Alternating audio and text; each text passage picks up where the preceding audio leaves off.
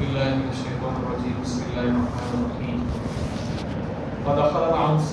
معه السجن فتيان اور داخل ہوئے یوسف علیہ السلام کے ساتھ دو نوجوان قیدی اور احدهما انی ارانی اعصر خمرا کہا ان میں سے ایک نے بے شک میں اپنے آپ کو دیکھتا ہوں شراب کو نچوڑتے ہوئے وقال الاخر انی ارانی احمل فوق رأسی خبزا تأكل الطير منه اور کہا دوسرے نے بے شک میں دیکھتا ہوں کہ میں نے اپنے سر پر روٹی کو اٹھایا ہے جس سے پرندے کھا رہے نبئنا بتأویلہ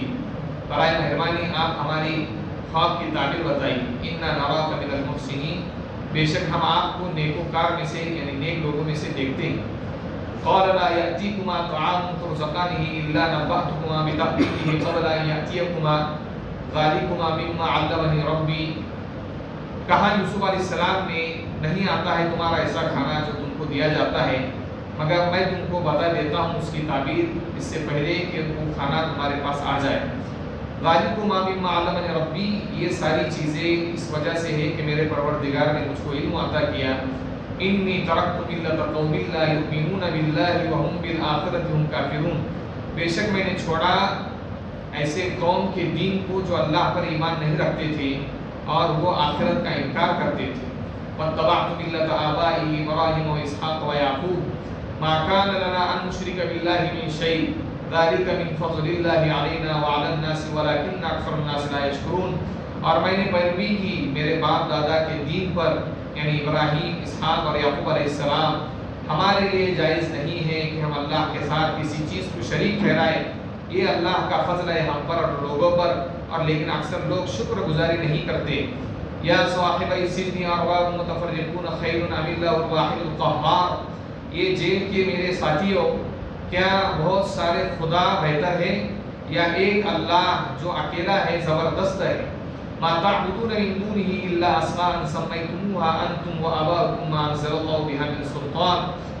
نہیں عبادت کرتے ہو تم اللہ کو چھوڑ کر مگر چند ایسے ناموں کی جس کو تم نے اور تمہارے باپ دادا نے گھڑ لیا ہے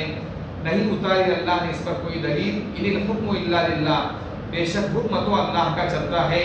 امر اللہ تعبدوا الا اياه اللہ نے حکم دیا ہے کہ نہیں عبادت کی جائے مگر سوائے اس کے ذالک الدین القیم یہ سیدھا دین ہے ولکن اکثر الناس لا يعلمون اور لیکن اکثر لوگ نہیں جانتے یا صاحب السجن اما احدكما فيسقي ربه خمرا واما الاخر فيسلب فتاكل الطير من راسه قضي الامر الذي فيه تستفتيان یہ میرے جیل کے ساتھیوں بہرحال تم میں سے ایک تو اپنے آقا کو شراب پلائے گا اور بہرحال دوسرا تو اس کو سلی دی جائے گی اور پرندے اس کے سر سے کھائیں گے یہ وہ فیصلہ ہے جس کے بارے میں تم دریافت کر رہے تھے جو طے ہو چکا ہے یہ ایک واقعہ ہے جب حضرت یوسف علیہ السلام کو جیل میں ڈال دیا گیا ہے جیل میں ڈالنے کے ساتھ حضرت یوسف علیہ السلام کے ساتھ دو نوجوان اور داخل ہوئے ساتھ کے اندر دو نوجوان کون تھے ایک تو وہ تھا جو بادشاہ کو پانی پلاتا تھا جس کو ساقی کہتے ہیں ساقی اور شراب جو ہے جو بکتی ہے مارکیٹ میں اسی کو نہیں کہتے ہر پینے والی چیز کو شراب کہتے ہیں چاہے وہ پانی ہو چاہے نیمبو کا شربت ہو تو بادشاہ کو وہ پانی پلاتا تھا اس کو ساقی کہتے ہیں دوسرا جو تھا وہ بادشاہ کا باورچی تھا بادشاہ کے کچھ وزیروں نے یہ فیصلہ کیا کہ اس بادشاہ کو جان سے مار دیا جائے تو انہوں نے بیش قیمت بہت ساری دولت ان دونوں لوگوں کے پاس لائے تو ساقی جو پلانے والا تھا اس نے انکار کیا کہ نہیں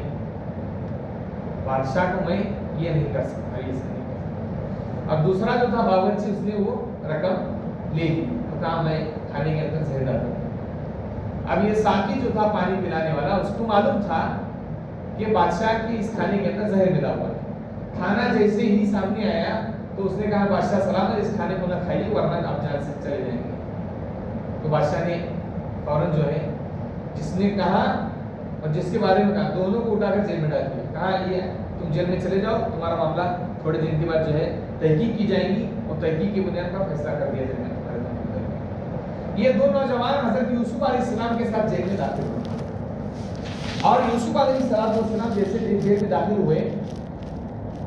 ایک نبی کی اولاد تھی تو ہمدردی لوگوں کے ساتھ محبت کا برتاؤ اور تسلی دینا بیماروں کی عیادت کرنا یہ ساری چیزیں انہوں نے شروع کر دی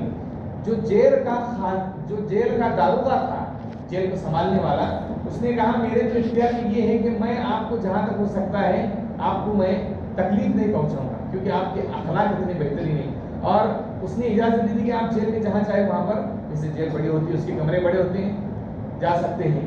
تو یوسف علیہ السلام کو تسلیم جب اس کے اندر داخل ہوئے تو انہوں نے دیکھا کہ بہت سارے لوگ وہ ہیں جو اللہ کو نہیں مانتے. ایک اللہ کو چھوڑ کر بہت سارے خدا کو انہوں نے خدا بنا کر رکھا ہوا ہے. اور اسی وقت یہ دو نوجوان حاضر ہوئے، اور حاضر ہونے کے ساتھ بعض کتابوں میں یہ لکھا ہے کہ انہوں نے یوسف علیہ السلام کو ایک بات کہی کہ آپ کا چہرہ دیکھ کر ہم آپ سے محبت کرنے لگے. اب محبت جو ہے یہ حسن کو دیکھ کر یوسف علیہ السلام سے کرنے لگے کہ بھائی اتنے خوبصورت آدمی ہیں، چلو ان سے دوستی کر. یوسف علیہ السلام نے کہا کہ مجھ سے محبت مت کیجیے، کیونکہ میرے ابا جان نے مجھ سے محبت کر دی تو میرے بھائیوں نے اٹھا کر مجھے کیا ڈال دیا، کنویں میں ڈال دیا. اب کنویں سے نکالا گیا، زلیخا نے عزیز مصر کی بیوی نے محبت کر دی اور میں جیل میں پہنچ گیا اور میرے والد صاحب سے میں جدا ہو گیا. محبت اگر آپ کو کرنا ہے تو اللہ رب العزت سے کیجیے. دنیا کے اندر جو ہم محبت کرتے ہیں اپنے اولاد سے، بیوی سے، یہ محبت وہ ہے جو کسی نہ کسی ضرورت سے منسلک ہوتی ہے، خواہشات سے تعلق رکھتی ہے. حقیقی جو محبت ہے جس کے اندر کوئی غرض نہیں، کوئی مطلب نہ ہو، وہ اللہ سے کی جائے گی ہمیشہ، اللہ رب العزت سے. تو انہوں نے دو خواب دیکھے دونوں شخصوں. ایک نے خواب یہ دیکھا کہ وہ اپنے آقا کو، بادشاہ کو پانی پلا رہے ہیں، اور دوسرے نے خواب کیا دیکھا کہ اس کے سر کے اوپر روٹیاں رکھی ہوئی ہیں اور پرندے آ کر ان روٹیوں کو کھا کر جا رہے ہیں. تو یوسف علیہ السلام کو تسلیم نے ایک بہترین کام کیا جو ہم سب کو کرنا چاہیے.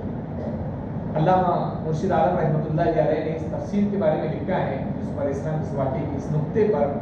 کہ جب بھی موقع ایسا ملے کہ سامنے والا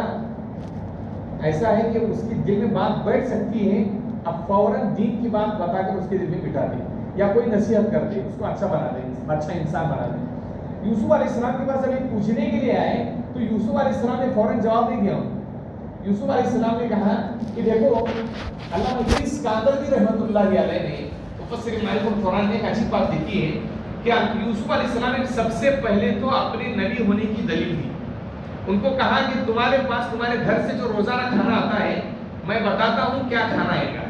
تو کہا کہ بھائی دیکھو تمہارے گھر سے یہ کھانا ہے نا، اتنی مقدار میں رہنے یہ رہنا ہو رہے ہیں. اور پھر کہا یہ میں نے چیز کیسے بتلائی آپ کو، یہ اس لیے بتلائی کہ اللہ نے مجھے سکھایا، علم دیا، یعنی نبوت کا علم دیا، پیغمبر بنایا.